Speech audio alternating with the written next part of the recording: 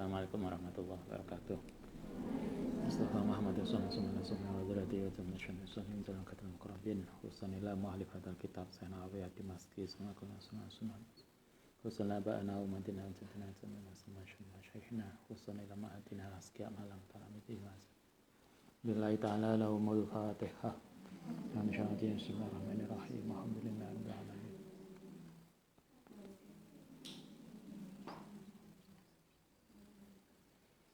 Bismillahirrahmanirrahim. Ar-Rabi'u, kita ulang sedikit. Kita melanjutkan bab kemarin. Babu bayani mayubahu minal hibati. Bab tentang hibah yang ditoleransi, hibah yang dibolehkan. Prinsipnya hibah itu haram. Termasuk namimah. Namimah? Mengadu domba itu haram. Tetapi ada hibah yang ditoleransi. Hibah yang dalam tanda petik dibolehkan.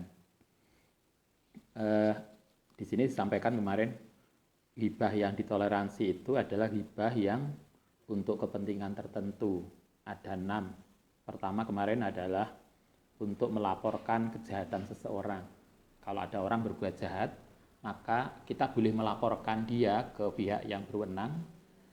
Ketika melaporkan itu kan kita harus menyebut kedoliman dia apa. Untuk kepentingan itu boleh. Yang kedua, kepentingan jadi saksi. Kalau Anda jadi saksi tentang sebuah kasus, maka kita boleh menyebut kekurangan tersangka atau terdakwa. Kalau di pengadilan, terdakwa ya. Pokoknya nanti kalau salah Anda ya. Pokoknya orang yang kena kasus, kalau Anda kemudian tahu, kemudian diminta jadi saksi, maka kita boleh menceritakan kekurangan dia, kesalahan dia. Sehingga nggak boleh kemudian ketika Anda jadi saksi, Anda tahu mau menyampaikan, enggak. Kenapa? Karena ini ghibah. Enggak boleh untuk jadi saksi kemarin. Yang ketiga adalah untuk kepentingan iftita, minta fatwa, minta solusi. Kalau ada problem, maka kita boleh menceritakan problem itu, kasus itu dengan catatan untuk minta penyelesaian, bantuan solusinya. Itu yang ketiga. Sekarang kita keempat. Warabi'u tahdhirul muslimin, yaitu untuk memeringatkan orang Islam minasyari saking keburukannya wa nasihatahum, dan untuk memberikan nasihat terhadap mereka. Yang keempat adalah untuk meluruskan persoalan. Misalnya ada orang, ada satu oknum, dia berbuat tidak baik. Agar masyarakat itu tidak terpengaruh keburukannya, maka Anda boleh menceritakan kelemahan dia agar tidak ditiru oleh orang lain. Kayak kalau di dalam Al-Quran, Allah Ta'ala menyebut perilaku iblis. Bukan ghibah itu, pangeran ghibah ya.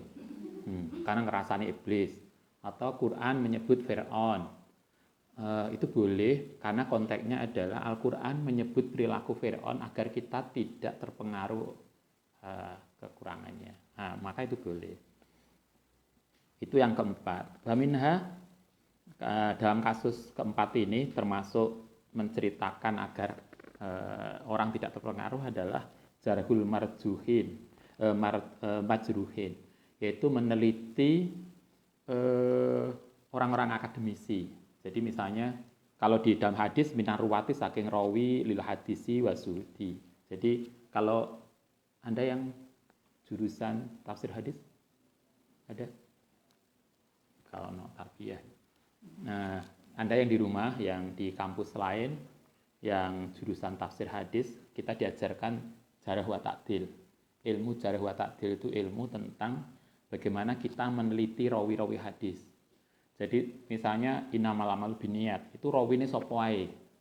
Itu person-personnya diteliti, siapa saja, kapan dia lahirnya, kapan matinya, teman dekatnya siapa, pernah berbuat apa. Sehingga karena itulah misalnya, karena salah satu rawinya didapati, dibuktikan dia beberapa kali bohong, maka kemudian hadis itu menjadi tidak sahih, menjadi hasan, menjadi dhaif. Kitab sekarang dibantu oleh telah disampaikan oleh imam ilmu hadis kayak Bukhari, Muslim. Kenapa Imam Bukhari, Muslim kemudian mengklasifikasi hadis itu menjadi sahih, hasan, dhaif dan seterusnya? Itu terkait dengan rawi-rawinya. Ada rawi yang sikoh, ada rawi yang pinter, ada rawi yang kadang bohong.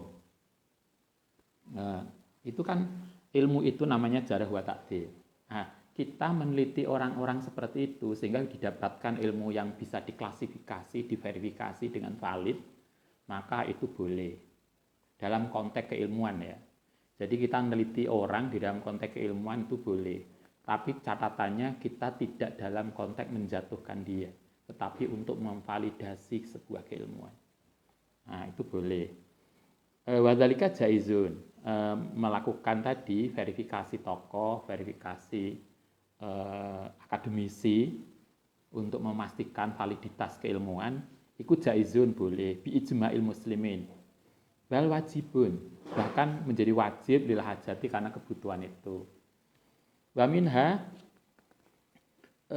idza istaroka, nalikane bertemu bersama sapa insanun fi musaharati ing dalam pernikahan. Yang kemarin Ustaz sampaikan pertemuan kemarin 2 hari sebelumnya. Kalau Anda misalnya ingin menikah, calon suamimu sapa? Calon istri kita siapa? Itu harus dipastikan. Sebelum menikah kita memverifikasi calon suami itu boleh. Calon suamiku siapa toh? Pernah bohong enggak? Pernah enggak lulus mata kuliah enggak? Nah, itu boleh memverifikasi itu. Karena kan dia akan menjadi calon suami Anda, calon istri kita.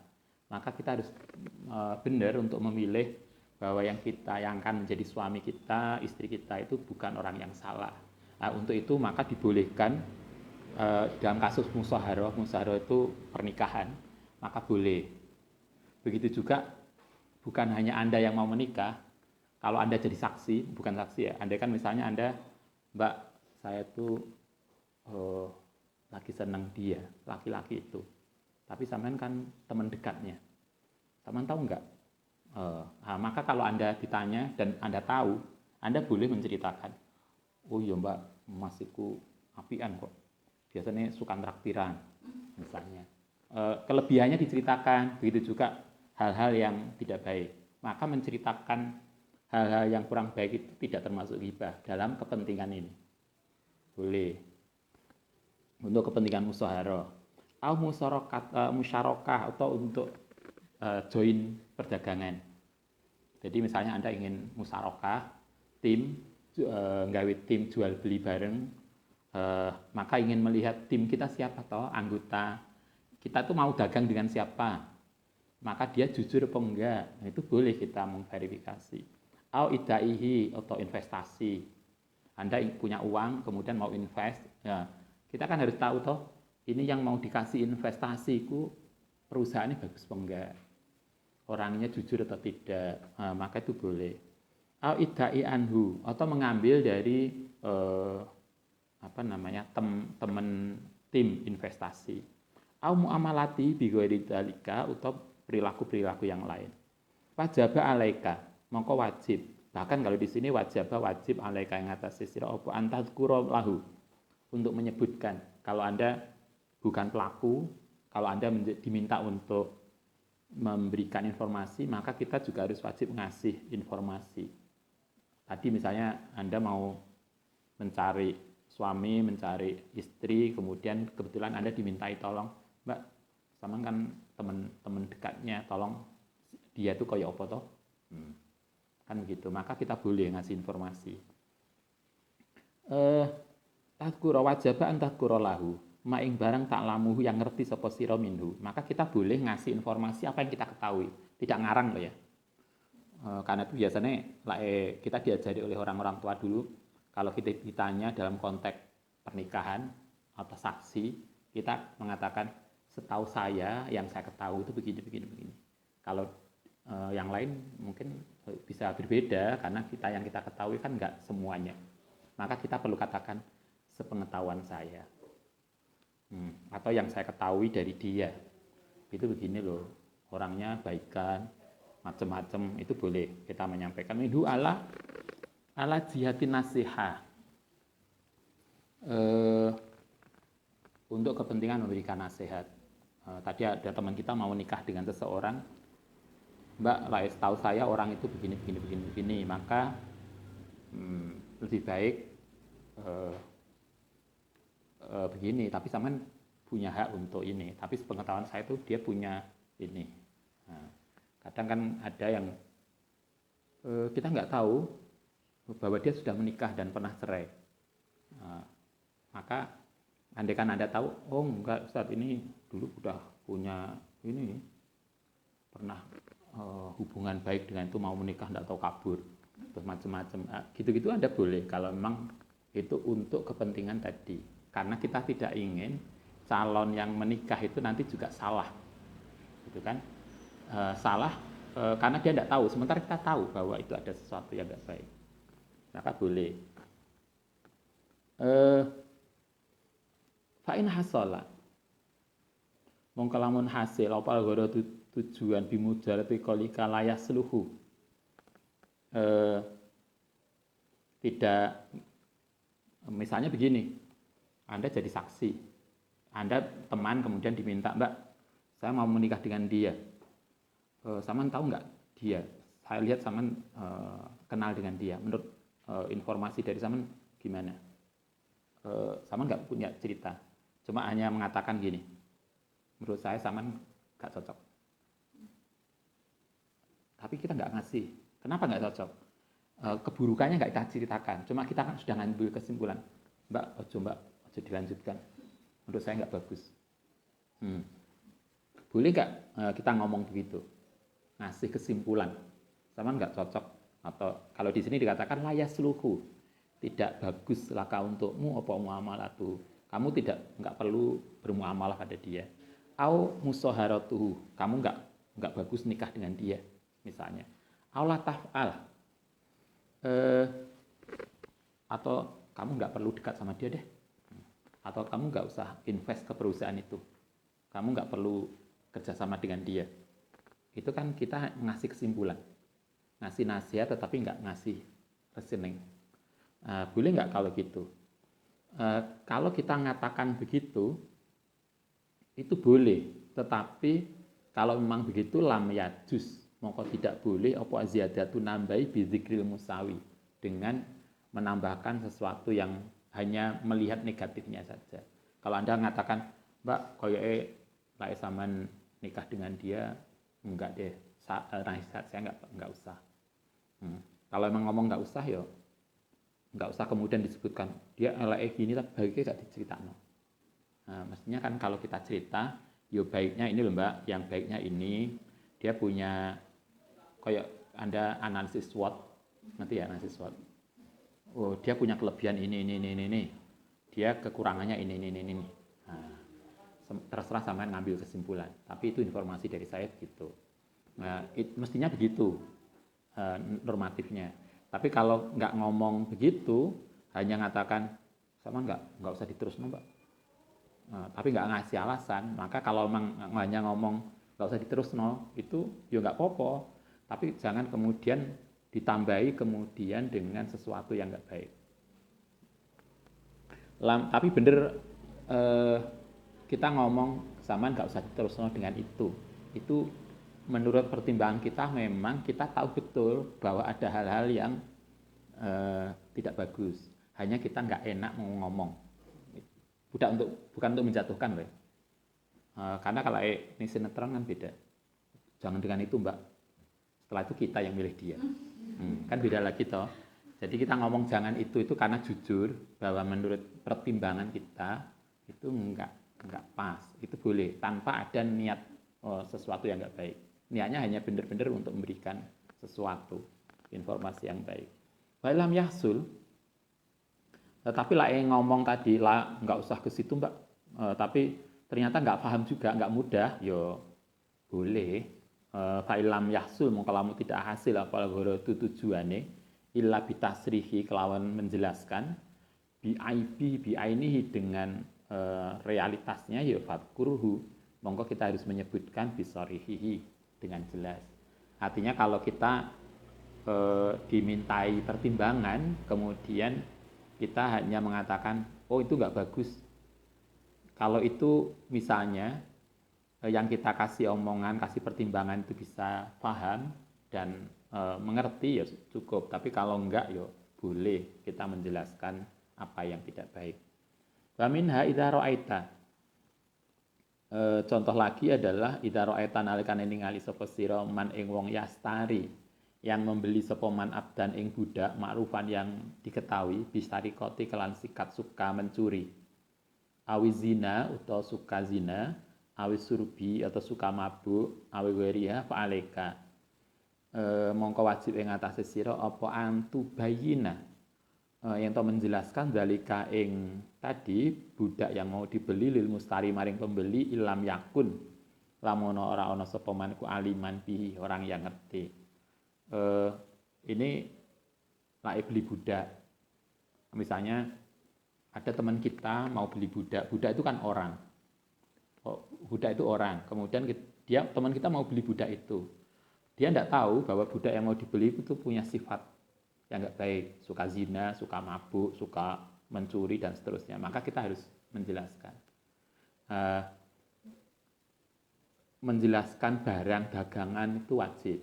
Sehingga kalau Anda dodolan, misalnya biasanya ada toh dodol mobil atau dodol kendaraan, maka kalau Anda jadi penjual, Anda harus menjelaskan, Mbak, motor saya ini pernah nabrak.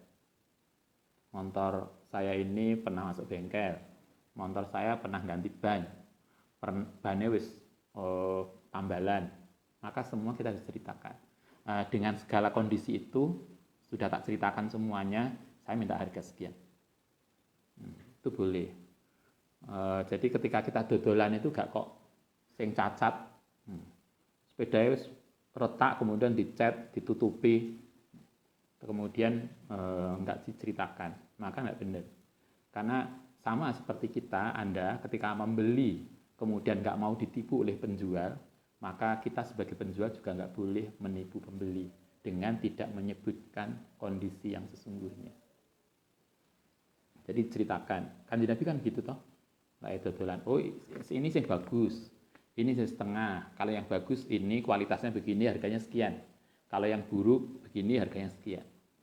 Nabi kalau ngajari kita kan gitu, jelas. Sehingga yang kita jual itu jelas kualitasnya, yang kita membeli itu juga nyaman karena jelas yang kita beli. Itu harus clear. Saya kadang ada orang yang kemudian berusaha untuk khilah. Apa khilah itu? Membaurkan, untuk nutupi. Biasanya gini, yang Ustaz pernah dengar. Kita beli barang, sepeda motor, kemudian Mbak, ya apa kendaraan sama si api ya? Sama delok dhewe lah.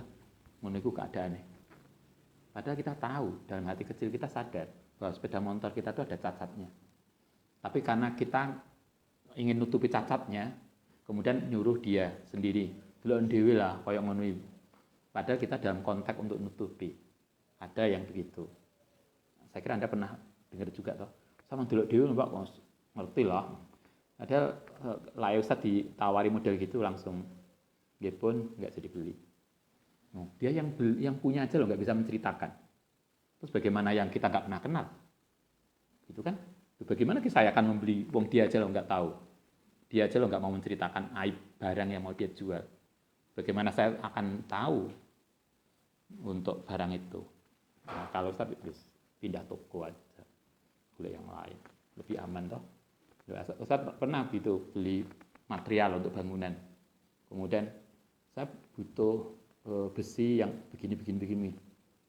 Oh, yang punya tuh lihat aja Pak, ini loh barangnya. Loh, saya nggak tahu spek besi. Yang saya tahu teorinya, tapi saya kan nggak tahu barangnya. Saya minta yang ini karena secara teori saya butuh begini. Dia tetap ngotot. Ini loh pokoknya lihat. Ya sudah, dia pun nggak jadi. Kita cari yang lain. Karena kita juga nggak mau kemudian karena itu kan akhirnya kita yang salah karena kita bukan orang yang ahli dengan bidang itu. Itu ya yang nggak boleh karena di situ ada konteks menutupi aib. Itu yang nggak benar. Marilah kita belajar menjadi penjual yang benar Sehingga pembeli kita itu tidak tertipu karena kita, helah kita kadang. Seperti yang tadi Ustaz sampaikan, sama seperti kita tidak ingin tertipu oleh transaksi, maka kalau kita jadi penjual juga jangan kemudian tidak jujur untuk menceritakan kondisi barang. Walayah tasu bidzalika balakuluman, bahkan setiap orang alima kang ngerti bisil ati kelawan barang almabi yang dijual aiban ing aib wajib mongko wajib ale ngatasi man apa bayanuhu. Kalau di sini dikatakan siapapun yang menjual barang yang dia tahu bahwa barang dagangannya itu ada cacatnya, maka dia wajib menjelaskan cacat barangnya kepada calon pembeli. Nggak perlu ditutupi. Kalau kemudian Anda minta harga itu kan nanti bisa dinegosiasi. Ini barang saya jelas kualitasnya sudah tinggal 75%, punya cacat begini, tapi saya minta harga sekian. Itu lebih jelas. Harga nanti bisa dinego, tetapi kan kita ingin pembeli kita tidak tertipu oleh kita, karena kita juga nggak ingin ditipu oleh orang. Wajib alai bayanuhu lil mustari, kepada penjual idalam ya'lam nalikane tidak tahu, karena tidak semua pembeli itu paham.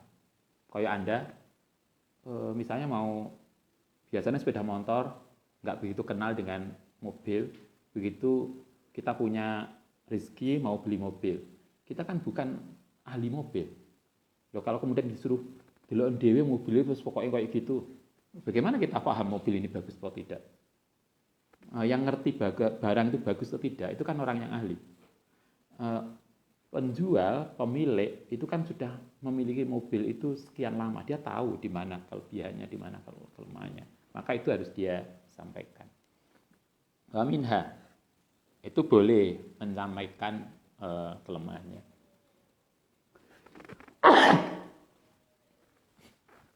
Wa minha lan dalam konteks ini idza ra'aita nalikane melihat sapa sira mutafaqihan ing orang yang ahli fikih atau orang akademisi ya taradatu yang berulang-ulang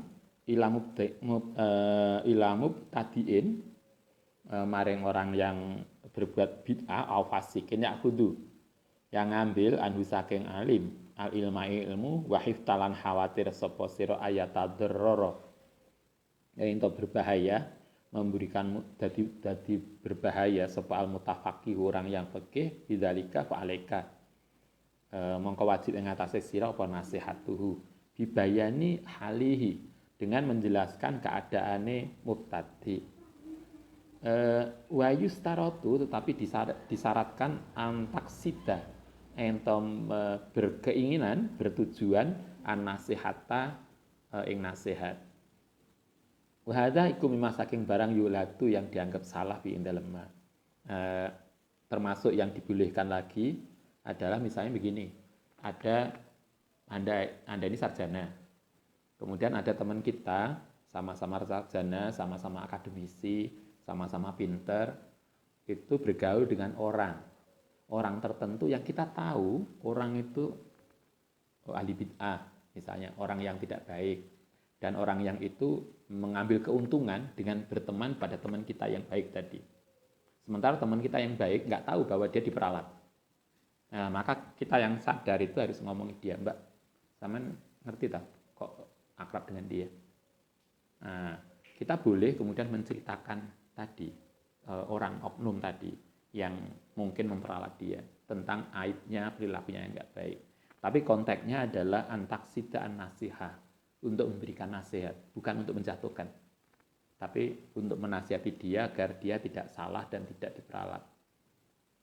Tidak sedikit toh orang baik, karena orang baik itu perlu waspada toh.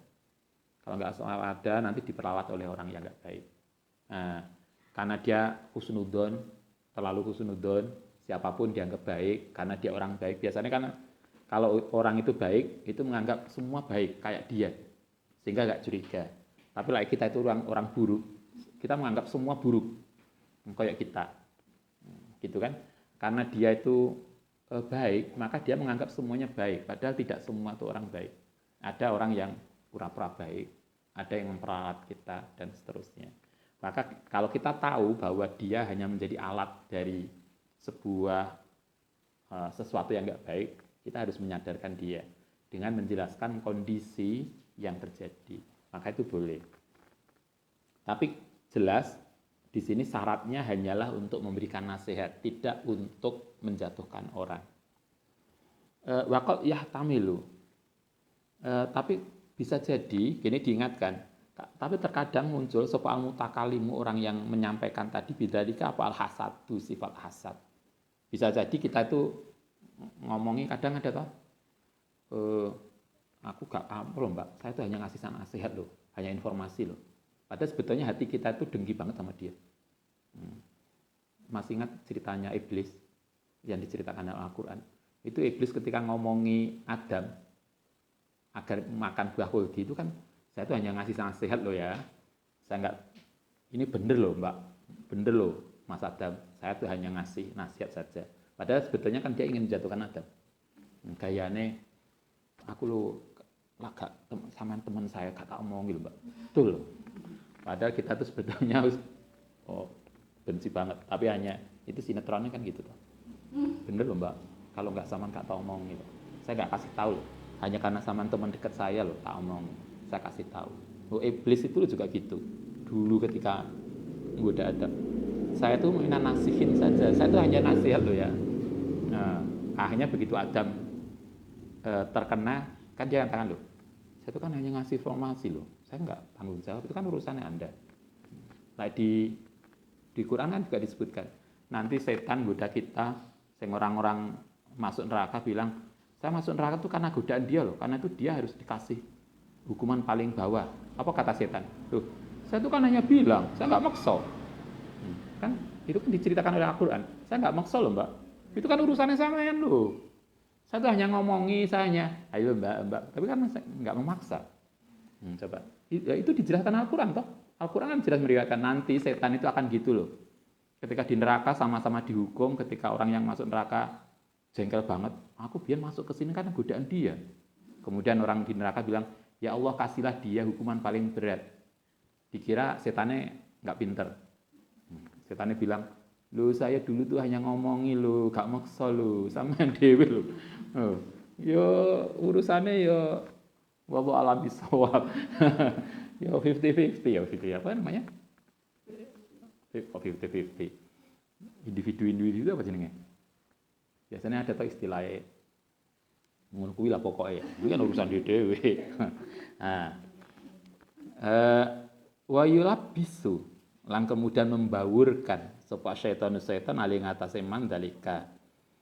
Wa yukhayyilu kemudian menghilahkan ilahi annaiku nasihatun.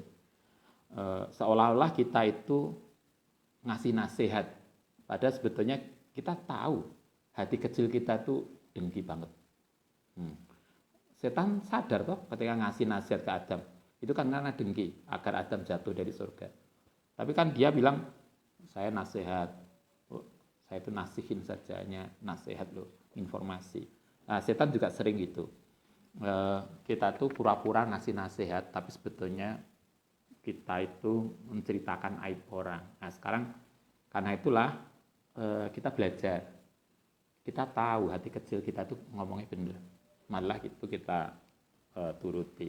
Mana yang bener-bener nasihat. Kalau sepanjang tujuannya hanya sekedar ngasih nasihat bener, tidak ada rasa hasud, tidak rasa ada ingin menjatuhkan, itu boleh. Tapi kalau ada campuran yang lain, itu yang nggak bener. Fal yufaton, mongko hendaknya memikirkan bidzalika. Wa minha antakuna antayantana seperlau ketiman opo wilayatun kekuasaan layakumu kang tidak bisa berdiri biya kelan wilayah ala wajih ngate wilayah ima bi ayakuna ima bi alayakuna yang gambar yang orang ana sapa maniku solihan laha orang yang berbuat baik lah maring wilayah wa ima ayakuna fasikon yang to fasik mughfilan utawa orang yang lupa wa naidaleka fayajibu mongko wajib zikru dalika menyebutkan itu liman maring wong lahu ketiman apa wilayatun amatun liyuzilahu supaya ngerubah wayu walilan memindahkan wong yasluhu yang lebih baik. Atau termasuk di dalam hal ini menceritakan tadi adalah misalnya begini, jabatan itu kan ada top leader, ada middle, ada yang paling atas, ada yang bawah, ada paling bawahnya lagi toh. Kan jabatan itu berjenjang, apakah itu di sekolah, di kampus, di organisasi. Anda melihat misalnya ada seorang pejabat ini ada yang pejabat yang lupa tentang jabatannya toh.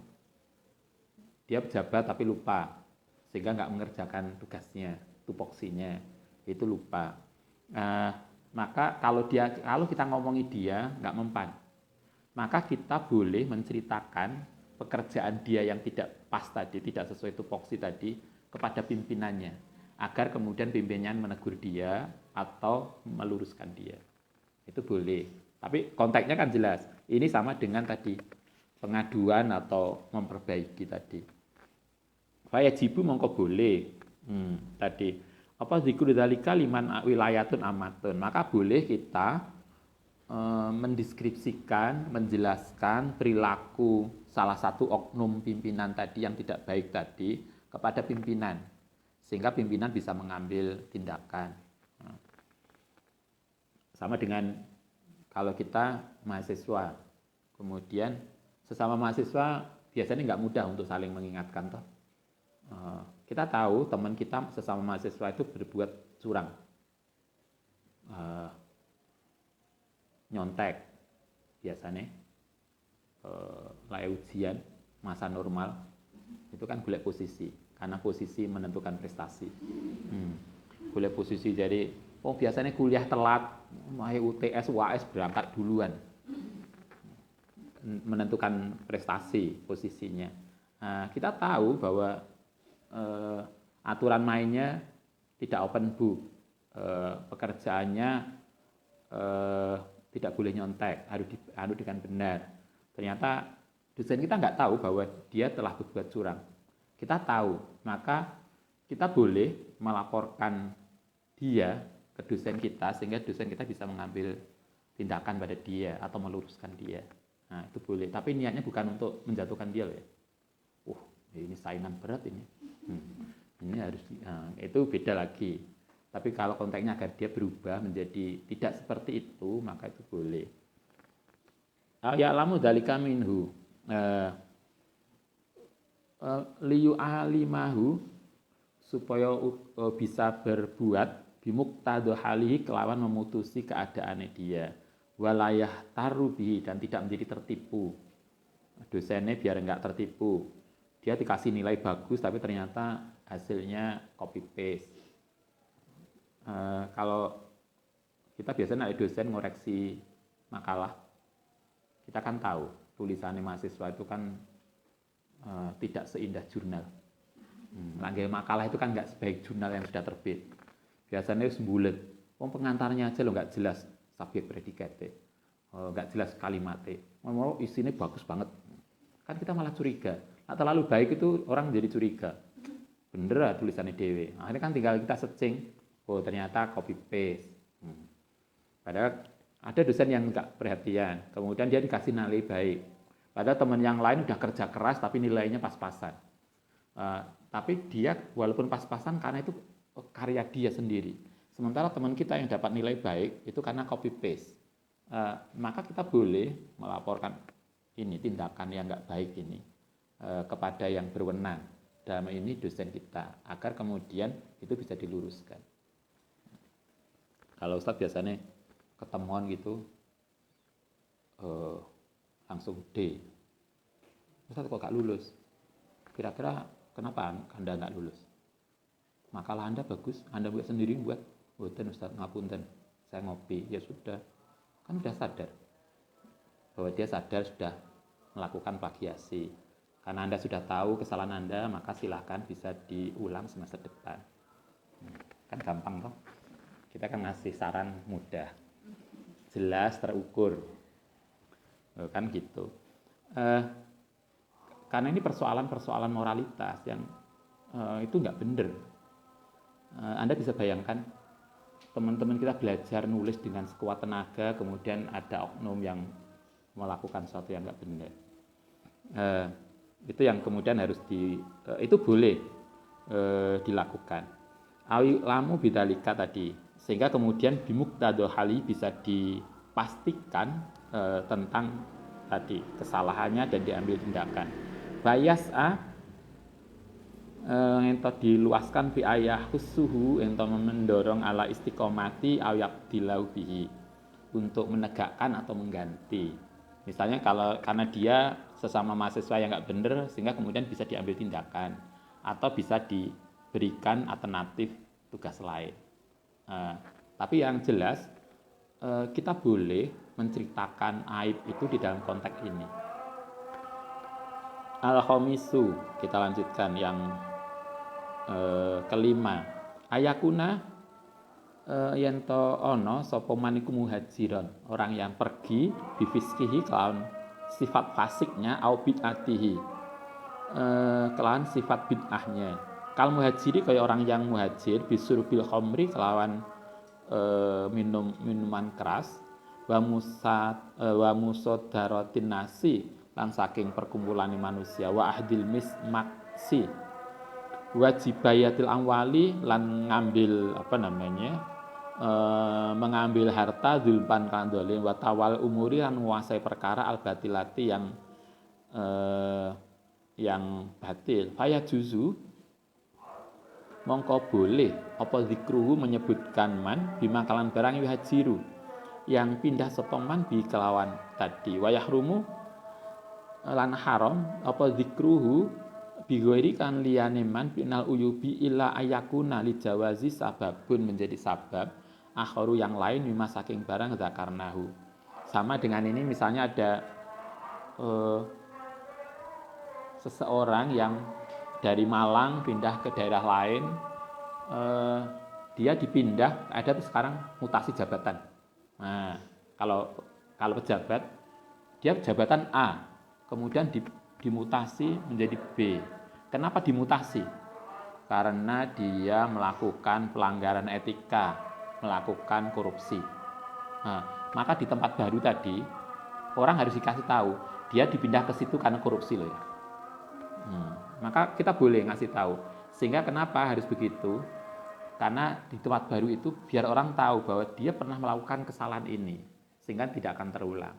Tapi yang kita ceritakan adalah hanya pada konteks kenapa dia dipindah. Tidak perlu cerita yang lain. Dia juga ini loh ganggu sekretarisnya loh. Ini nggak perlu. Karena itu tidak masuk di dalam konteks alasan dipindah. Nah, itu boleh. Asadisu. Yang keenam at-ta'rif. Untuk mengenalkan. Faida kana mongko lamun ana sapa linsanu manusa iku ma'rufan dikenal bilaqobin dengan lakob, ngerti ya, panggilan. Kal akmasi kaya orang akmas. Akmas itu apa? Matanya kabur, wal rojilan pincang, wal asomilan apa asom? Tuli, wal akma lan buta, wal ahwali wal aftosi wal wirin dan yang lainnya jaza. Kalau ada orang wis kadung dikenal dengan julukan yang tidak baik, maka kita boleh memanggil dia, menyebut dia dengan panggilan itu. Karena kalau nggak disampaikan begitu, misalnya orang nggak ada yang kenal. Misalnya ada toh orang yang karena tidak kuning, kemudian disebut apa biasanya?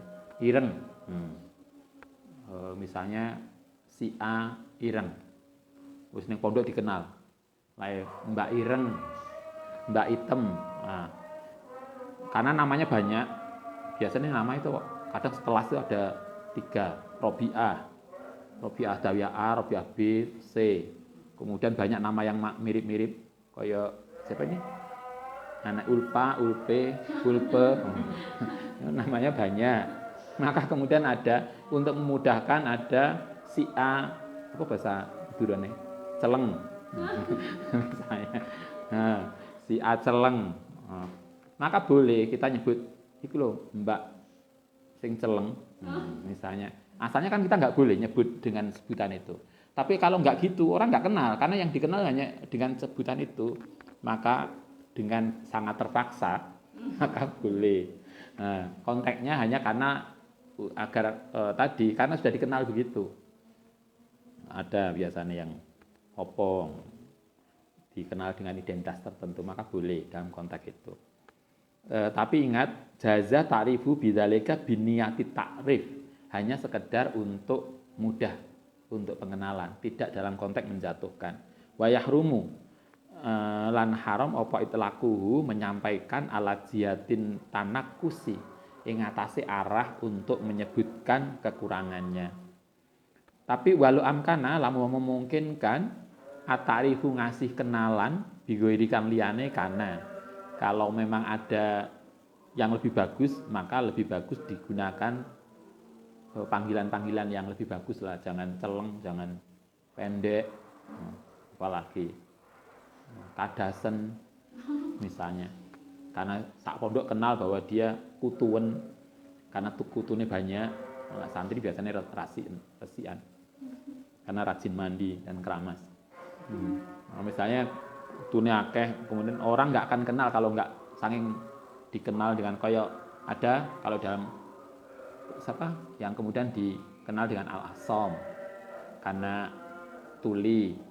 Orang disebut tuli itu kan penghinaan, tapi kan ada salah satu salafus soleh yang kemudian dikenal al-asom, asim al-asom. Kemudian siapa dikenal siapa, itu ada toh.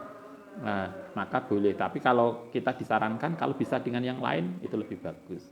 Fahadihi, oke, satu alinea belum jam 7. Fahadihi iku sitatu asbabin. Fahadihi utawi ini iku sitatu asbabin, 6 sebab. Zakaroha yang nyebut ing asbab sapa ulama umum yakin barang yubahu, yang dibolehkan dia kelawan tadi 6 tadi apa ghibatu alama zakarnahu. Inilah 6 sebab yang kita ditoleransi untuk menyebut kekurangan orang. Pada dasarnya menyebut kekurangan orang itu nggak boleh, tetapi boleh dengan 6 alasan ini. Anda masih ingat ngaji di Ma'had? Apa namanya? Tingkatan iman itu apa namanya? Qami utuyan. Nah, masih ingat toh? Kalau nggak ngantuk lo ya. Ngaji nih Ma'had ngantuk. Taunya cuma ustadznya datang, ustadznya pergi nggak tahu. Nah, di Qami utuyan itu kan bohong itu nggak boleh, kan dikatakan gitu. Tapi ada toh bohong tertentu yang kita ditoleransi. Misalnya untuk menghindari maksiat. Ada orang nanya, Mbak, kamu ngerti lokalisasi? Oh, ya ngerti lah. Nanti tak terno. Misalnya. Oh, saya nggak tahu. Padahal kita tahu, tapi kita bilang nggak tahu. Nah, itu boleh bohong agar orang itu terhindar dari, karena dia mungkin mau ke lokalisasi untuk melakukan sesuatu yang nggak baik. Karena kalau lokalisasi kan tidak mesti melakukan yang aneh juga toh. Santri, apa Mbak ke lokalisasi? Saya kan ustazah. Saya kan mau ngasih kayak siapa? Gus Miftah yang ke lokalisasi. Itu kan yang boleh toh kalau ke sana bukan melakukan sesuatu yang enggak baik, tapi untuk dakwah kan boleh. Tapi kalau ada orang nanya kita mau ke lokalisasi untuk melakukan sesuatu yang enggak baik, maka kita boleh bohong dengan mengatakan enggak tahu. Bohong itu pada dasarnya enggak boleh, tapi dalam konteks tertentu boleh. Nanti dilihat di Qami utuyan. Ada beberapa yang bohong ditoleransi. Ini ada hibah itu pada dasarnya nggak boleh. Menyebut cacat orang itu nggak boleh. Tapi ada 6 alasan hibah itu dibolehkan. Ini tadi yang kita bicarakan. Wa mimman nasso. Wa mimman haking wong nasso kang menentukan alaiha hakadha. Wa mimman itu setengah dari tokoh nasso yang memastikan alaiha ngatasi tadi 6 sebab hakadha iku Al-Imam Ghazali. Dalam Ihya beliau salah satunya mendiskusikan itu. Ada 6 alasan di mana seseorang boleh diperbolehkan untuk menyebutkan cacat orang lain. Wa akharuna, dan tokoh-tokoh lain kalau dalam Ihya Anda bisa lihat di dalam Ihya juz 3 halaman 152. Wa akharuna minal ulama'i wa da'iluha, utai dalilnya Imam Ghazali mengatakan ada ada alasan hibah ditoleransi bukan tanpa alasan. Wa dalailuha, utai dalilnya iku dhairatun. Ada dalilnya banyak. Minal hadisi, saking hadis as-sahih, hadis sahih, al-masyhurati yang masyhur, wa aksaru hadhihi asbabi kumujtama'un di ijma'i ala jawazil hibati, ing atase bolehnya hibah, menyebutkan cacat orang. Oke. Nanti besok kita lanjutkan beberapa hadis sahih yang menjadi dasar atau dijadikan dasar tentang bolehnya melakukan hibah dalam konteks bolehnya menyebut cacat orang lain. Oke lah. Al-Fatihah.